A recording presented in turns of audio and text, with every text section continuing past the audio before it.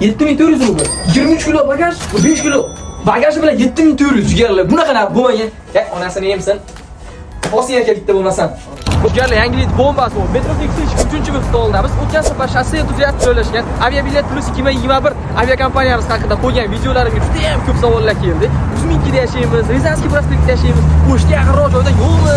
Ofislaring degan savollar keldi. Sizlar uchun maxsus tekstilshda joylashgan ofisimizni hozir ko'rsataman. Qani ketdingiz.